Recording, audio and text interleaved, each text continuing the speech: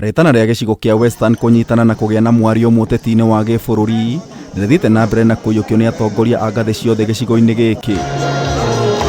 MINISTA MUNENE MUSALIA MUDAVADI na SPIKA wa mbunge ya gĩbũrũri Moses WETANGULA makĩrĩhire igongona rĩa gũcokia ngatho mwena wa Sinyalu kaunti-inĩ ya Kameme rĩrĩa rĩgwĩkinyĩtio nĩ atongoria a mũng'ethanĩro moigĩte ũrũme wao nĩguo hinya wao. Wewe Muluya, hii vitina yako kila siku ati Weta na Musalia, Weta na Musalia, wenya kukurendi. I cannot go and be speaker. Wacha vitina wewe. Atongoria nĩ magĩire kĩene igereria kũmatigithũkania makĩorota ateti amwe kuma mwena wa mũng'ethanĩro makiuga marĩ thirikari-inĩ ya Kenya Kwanza na matirenyenya. If you are serious, don't blame Weta who is in Kenya Kwanza.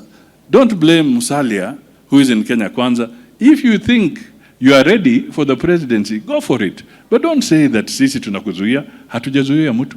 But we are just telling you the truth for free.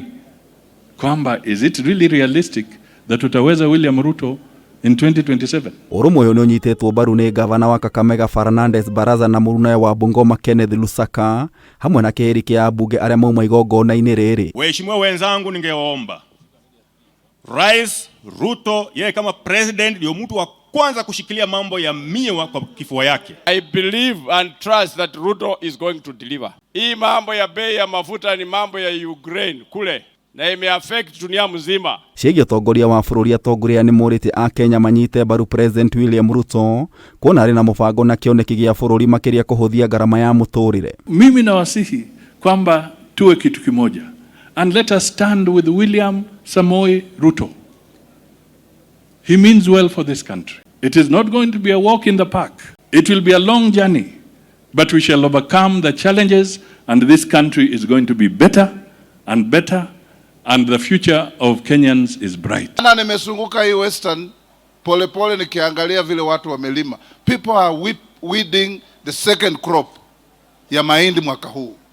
Production is increasing, so the cost of food will go down. Mũtongoria wa arĩigi mbunge-inĩ ya gĩbũrũri Kimani Ichung'wa, seneta wa Kericho Aaron Cheriot na minister wa wonjoria Moses Kuria nĩ mokeire mũng'ethanĩro nĩ kũhũthĩra mĩnyamarĩko ya Akenya kwĩguna kĩũteti. Kiendelea kufanya mkopo kiholela kama vile serikali ilikuwa ikifanya, tutawaacha watoto wetu wakiwa katika madeni mabaya.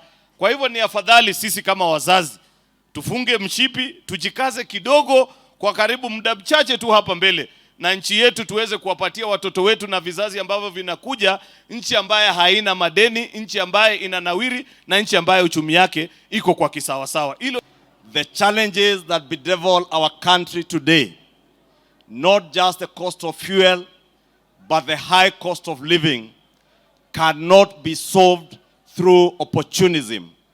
And I have seen our colleagues in Azimio trying to be opportunists to ride on the cost of fuel.